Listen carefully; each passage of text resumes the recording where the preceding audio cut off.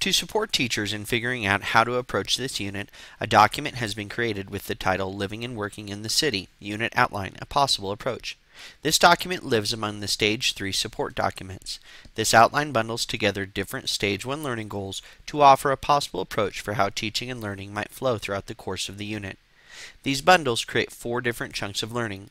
Notice how this tool is like a cover page, and each bundle can be examined in greater depth with the linked supporting document. Teachers will also notice that some chunks include more learning goals than others, so you're encouraged to make thoughtful decisions about the time devoted to each chunk of learning. As a final note, we want to stress that this is just one approach, and teachers are always open to use different approaches to address the Stage 1 learning goals for this unit. At the bottom of this document, you'll notice links to various assessment documents that are meant to help teachers think about assessment throughout the course of the unit.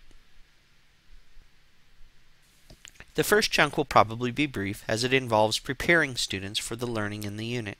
Teachers should consider creating an anchor chart with the unit's concepts and essential questions. Engaging students in discussion around the unit's concepts and essential questions, as well as delivering a few other pre-assessment items, will give you a sense of what background knowledge and skills students possess.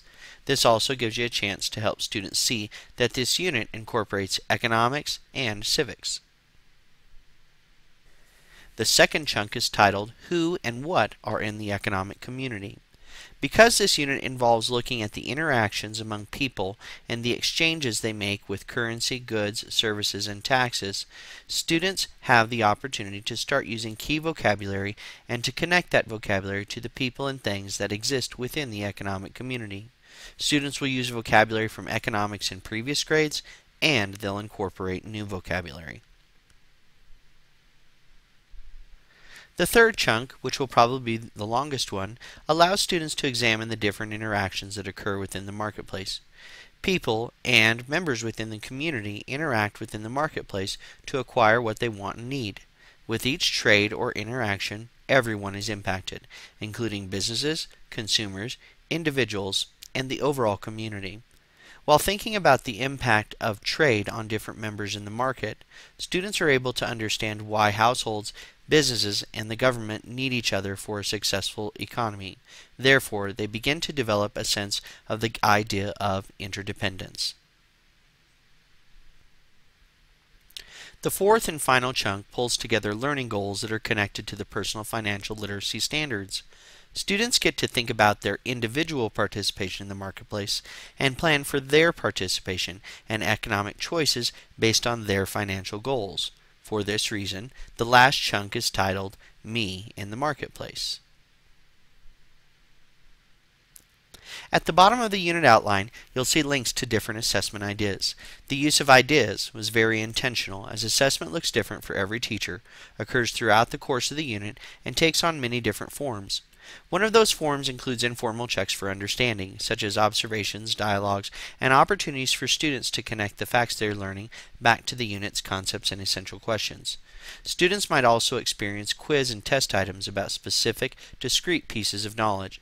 They should experience academic prompts, which are often much more open-ended and give students the opportunity to bring personal understanding to complex questions and ideas.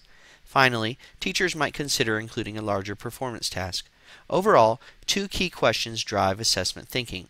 What assessments make sense? And when and how should I assess for different kinds of student learning? In the end, assessment should always be used to understand progress towards learning targets and to determine feedback that students need about their progress towards these learning targets.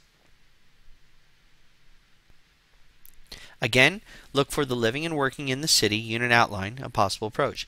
If you haven't done so already, join your 3rd grade social studies group on Jeffco Schoology. To join this group, you'll need the access code listed at the bottom of this slide. This group allows me to share professional opportunities and offer insights or snippets of information about units of study as you progress throughout the year. Plus, if you have questions about the unit or its goals, you have the opportunity to engage in professional dialogue so you can become more knowledgeable and comfortable with your social studies instruction. Thanks for watching. I hope this has been helpful.